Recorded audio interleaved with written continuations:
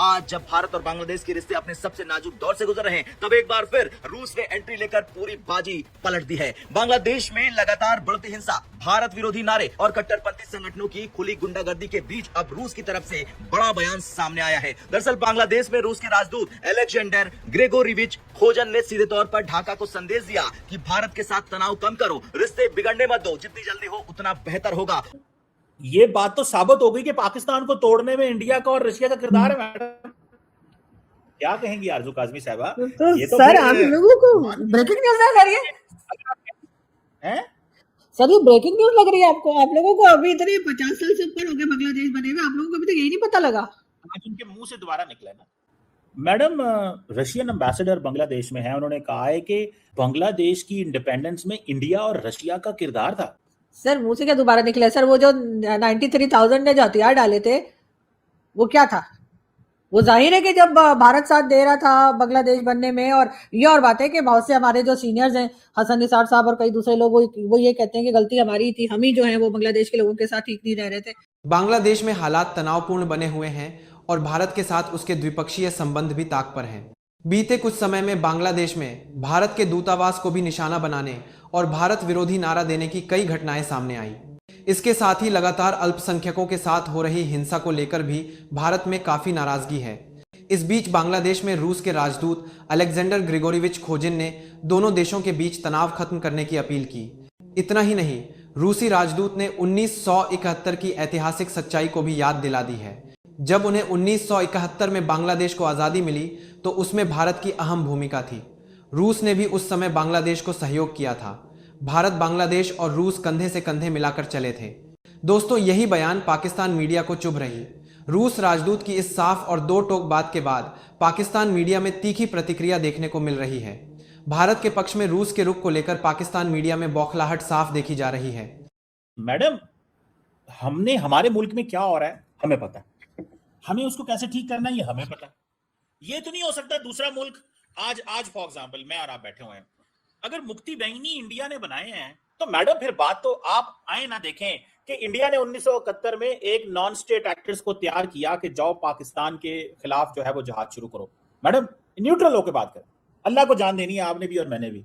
तो उस वक्त इंडिया ने मुक्ति बैंगनी को तैयार किया, फाइनेंशियल मिलिट्री सपोर्ट दी, किस चीज की? कि जाओ पाकिस्तान को तोड़ो। तो नॉन स्टेट एक्टर को बनाने की बुनियाद तो फिर इंडिया ने की ना। रिजीम है जो नस्ल की बुनियाद पर, बल्कि नहीं मजहब की बुनियाद पर लोगों को अलग अलग करती है। यानी उनके नजदीक बंगाली अगर हिंदू है तो काबिल कबूल है, लेकिन बंगाली अगर मुसलमान है तो ना काबिल कबूल है। तो जब आप मजहब की बुनियाद पर डिवाइड करेंगे तो फिर इसका मतलब है कि बांग्लादेश भी आपके असर में तो नहीं रहेगा ना। बिल्कुल ऐसे। और हबीब साहब, यही इंडिया है जो अपने आप को सेकुलर क्लेम करता है, पर हम देख रहे हैं कि हिंदुत्व आइडियोलॉजी बेसिकली इंडिया को इस वक्त लीड कर रही है आज। और अब अगर इतने अरसे के बाद अगर रशियन एम्बेसडर अगर ये बात कर रहे हैं तो ये बात तो पाकिस्तान में बच्चे को पता है कि जी 71 में क्या हुआ था और कैसे बांग्लादेश बना। ये भी पता, बांग्लादेश बनने से पहले का भी अक्सर लोगों को पता है। अब तो वो जो हमीदुर रहमान कमीशन रिपोर्ट जो मैं समझती हूँ कि हर स्कूल कॉलेज में पढ़ानी चाहिए, अब तो लोगों को वो मिल गई है। तो इस वक्त इंडिया ने रिजेक्ट कर दिया है बांग्लादेश की इस असर्शंस को कि हम कोई किसी किस्म की भी इन्वॉल्वमेंट जो है वो कर रहे हैं या हमारी कोई इन्वॉल्वमेंट है बांग्लादेश के अंदर। और सबसे बढ़ के मैं देख रहा था कि रशियन एम्बेसडर जो बांग्लादेश में है, उन्होंने कहा है कि 1971 में जब बांग्लादेश की इंडिपेंडेंस हासिल हुई थी तो इंडिया ने मदद की थी, सो रशिया ने भी सपोर्ट की थी। कि एक तरफ हम ये देखते हैं कि इंडिया के ऊपर इस वक्त एक प्रेशर है और दूसरी तरफ हम ये देख रहे हैं कि उस प्रेशर को रिलीज करने के लिए रशिया अपना किरदार अदा कर रहा है। ये आप जरा सुने।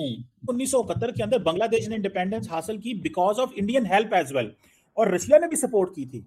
तो मैडम, ये बात तो साबित हो गई कि पाकिस्तान को तोड़ने में इंडिया का और रशिया का किरदार है। मैडम क्या कहेंगी आरजू काजमी साहबा? तो ये तो सर आप लोगों को ब्रेकिंग न्यूज लग रही है। सर, ये ब्रेकिंग न्यूज लग रही है आपको? आप लोगों को अभी इतने 50 साल से ऊपर हो गए बांग्लादेश बने हुए, आप लोगों को अभी तक यही नहीं पता लगा? आज उनके मुंह से दोबारा निकला ना। सर मुंह से क्या दोबारा निकला? सर वो जो 93,000 ने जो हथियार डाले थे वो क्या था? वो जाहिर है कि जब भारत साथ दे रहा था बांग्लादेश बनने में, और ये और बात है कि बहुत से हमारे जो सीनियर्स हैं, हसन निसार साहब और कई दूसरे लोग, वो ये कहते हैं कि गलती हमारी थी, हम ही जो है वो बांग्लादेश के लोगों के साथ ठीक नहीं रह रहे थे, हमने ही उनका मैंडेट चोरी किया था शेख मुजीब को उस जमाने में, और सब कुछ हम ही गलत कर रहे थे। लेकिन ये क्या, ठीक है, फिर बीच में भारत भी आ गया था जब उनके मदद करने के लिए, तो बस फिर तो बिल्कुल ही आपको पता है कि एकदम ही काया पलट हो गई थी, फिर तो कहानी कहीं की कहीं चली गई। इंटरनेट पे पढ़ी जा सकती है, बहुत आसानी से समझा जा सकता है, जबकि पहले तो छुपा दी थी इन्होंने, तो इन्हें पता है कि क्या हुआ था उस जमाने में। और बिल्कुल भारत ने तो खुल्लम खुल्ला कहा है कि उन्होंने मदद की, वो तो अभी तक क्रेडिट लेते हैं।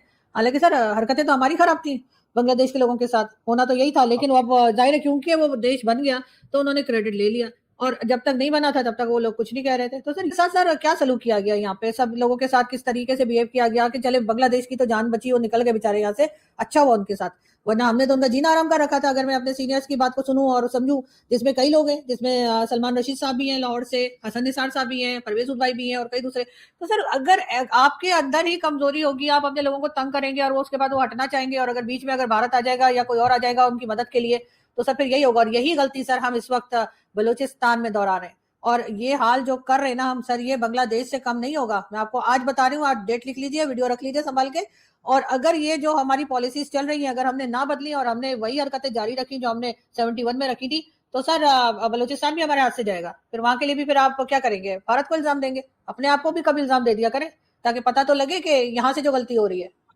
कौन रहेगा हमारे साथ जो हमारे करतूत है। सर बांग्लादेश और भारत अभी भी दो अलग अलग कंट्रीज हैं, दोनों के बॉर्डर्स बेशक लगते हो या पास में हो, लेकिन सर दोनों अलग अलग कंट्रीज है। तो आप ये नहीं कह सकते कि जी वो टू नेशन थ्योरी वाली बात आ गई। जो आप कह रहे हैं कि पाकिस्तान को तोड़ा भारत ने, तो सर भारत को किसने तोड़ा? जो आपने पाकिस्तान बनाया उसके साथ उस वक्त बांग्लादेश भी था, तो वो जो तोड़ा गया भारत को, तो आप लोगों को कुछ अभी एहसास हो रहा है कि जब कंट्री टूटती है तो वहां के लोगों को कैसा लगता है? जब आपने भारत तोड़ के पाकिस्तान बनाया तब तो आप बड़ा जस्टिफाई करते हैं कि जी बड़ा सही था, हम तो वहां पे रह नहीं सकते थे, हिंदुओं के साथ नहीं रह सकते थे, लेकिन क्या आप मुसलमानों के साथ रह सकते हैं?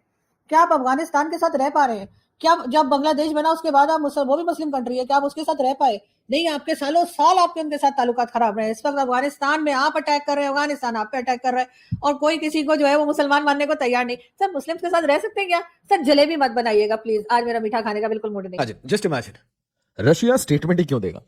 रशिया स्टेटमेंट इसलिए दे रहा है क्योंकि यूनुस ये इमेजिन करके बैठा है कि आज भी वही गोरा पावर में है जो गोरा इसे लेके आया था, बट वो गोरे पावर से निकल चुके हैं। वो बहुत कोशिश कर रहे हैं उसको सपोर्ट करने की, नहीं कर सकते। आज पाकिस्तान को मई में हम फोड़ फाड़ चुके हैं, इतनी हालत खराब है कि वो कह रहा था डिवाइन इंटरवेंशन, आसिम मुनी कहता डिवाइन इंटरवेंशन हुआ है, ऊपर से ब्रह्मोस को डिवाइन इंटरवेंशन कह रहा था, फटे हैं उनके एयरबेसेस, ठीक है, so much so they are repairing. ये रहीम यार खान, नूर खान, ये सब कुछ क्या हो रहा है? रिपेयर हो रहा है बाबा।